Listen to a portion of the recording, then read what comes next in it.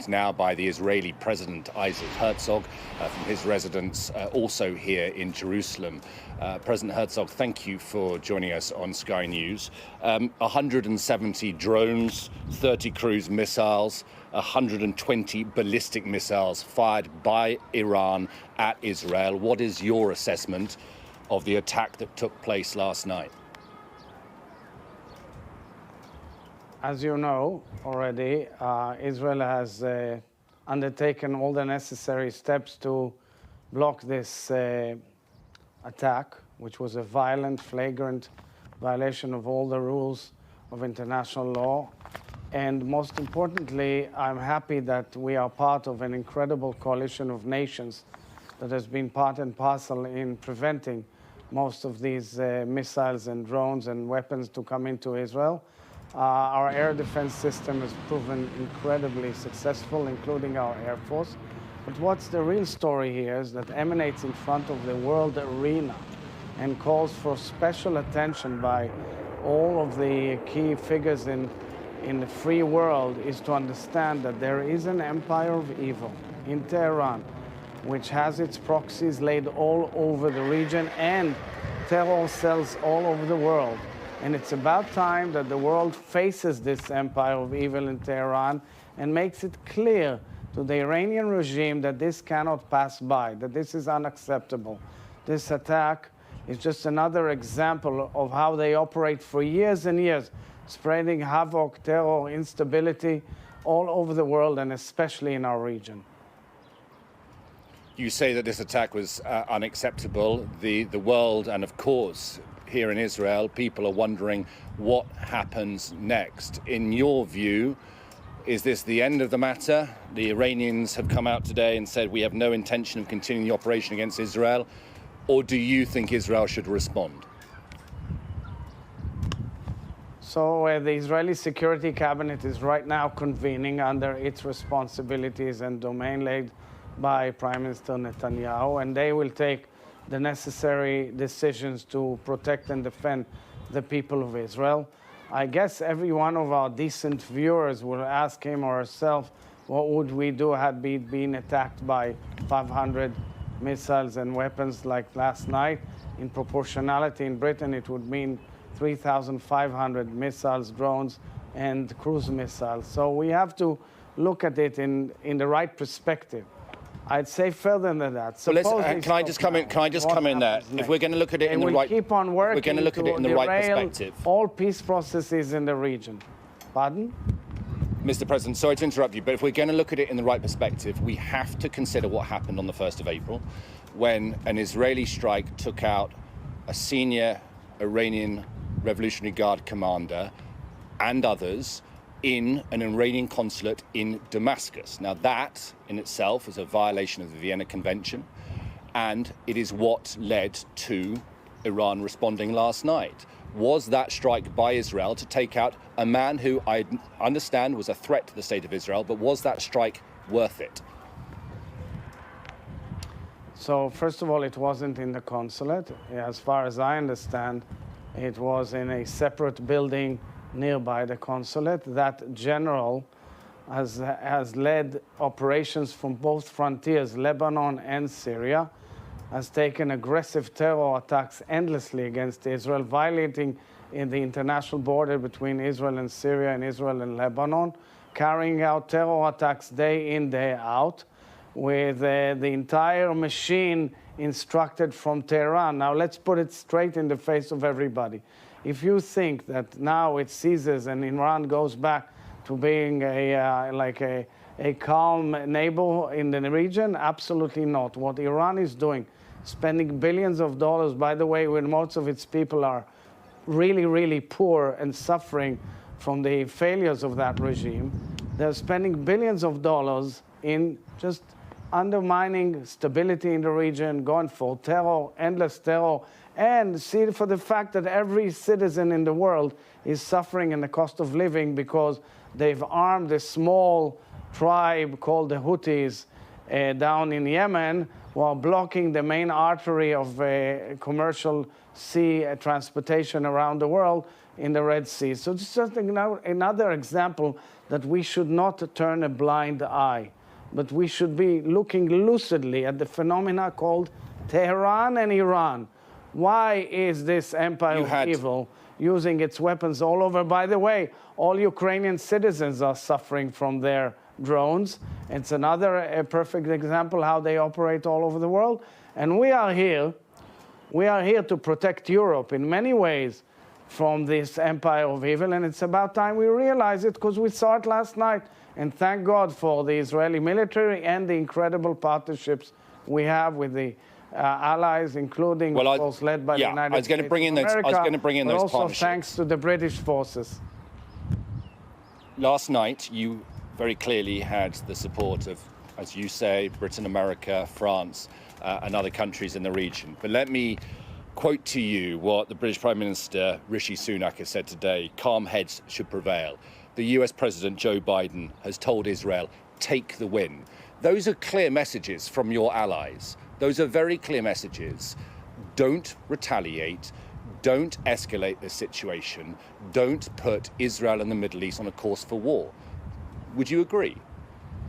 So I would say, of course, that the last thing that Israel is seeking in this region since its creation is to go to war. We are seeking peace. We are peace seekers. We went to peace with our neighbors time and time again.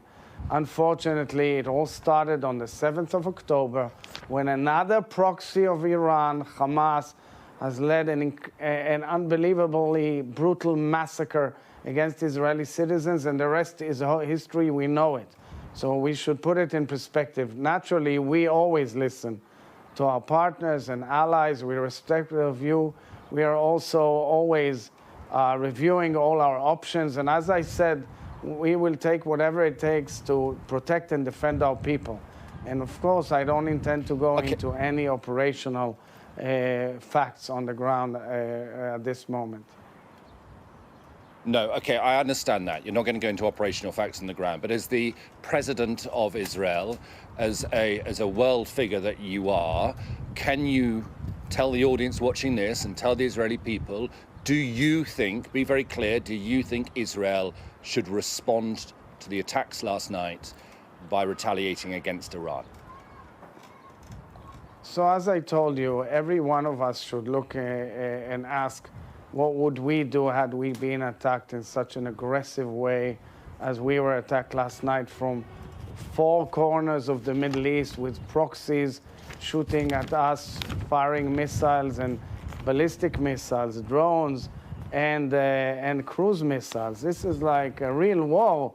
I mean, this is a declaration of war, not because we are restrained and because we know the repercussions. And because we have deliberations with our partners, we are considering all options, and I'm quite confident that we will take the necessary steps that are necessary to protect and defend our people. We are not war seekers. I think I would leave it at that. Okay, before I wrap up the interview, I need to ask you about what is going on in Gaza. More than 6 months of vicious war there, a humanitarian crisis. Do you support the Israeli government's plan to launch a ground invasion in Rafah? Do you share the concerns of the US president and others that unless a humanitarian plan is put in place, it could be disastrous there? And do you accept, whether or not you agree with it, do you accept that some of the conduct of the Israeli military in Gaza over the last 6 months has damaged its reputation internationally? So first of all, there is a major alleviation of the humanitarian flow of aid into Gaza, major, substantial. Actually, we've opened up many crossings and passages. We've enabled an enormous amount of aid also to be parachuted down, and also coming from the sea and from terrestrial openings. And there's a major effort to improve the situation on the ground with the people of Gaza. We are meeting all the relevant international organizations and working with them very, very closely, and cooperating with many foreign governments on this. This has an impact on the ground. Now, the question is not whether we do this or that operation, but how do we finalize this, or exit from the war when Hamas is incapable of repeating and going again into another cycle of terror like it has done for the last 20 years. By the way, at the instruction and cooperation of Tehran. This is the real question. Where's the strategic change that we want to lead for the day after in order for everybody to see a different direction in the Middle East? Now, the number one issue, the top issue of them all, is the release of the Israeli hostages who are there in Gaza, who are being tortured and raped and who are suffering tremendously. 136 of them in Gaza. We want them back as soon as possible. The entire world leadership is calling for that, but Hamas is adamantly refusing time and again. That's the real situation at hand.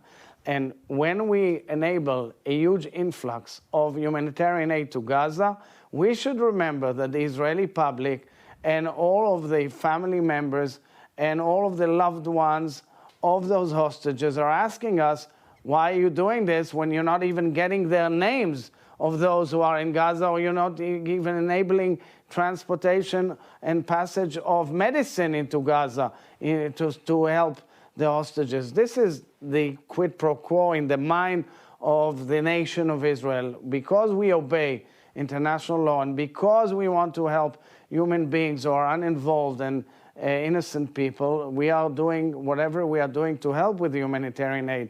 But number one issue that the world has to insist on is bring the hostages back home.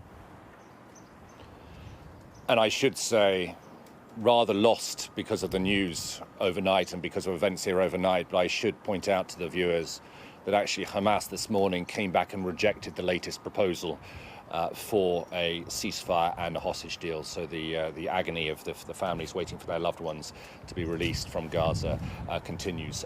President Herzog, thank you very much. By the way, fifth time in a row that we have offered new suggestions and they've rejected. It's about time that the world realize, the world realize that they don't really want to move into a deal, and therefore we have to take necessary action in order to bring the hostages back home. Thank you for hosting me. Pleasure.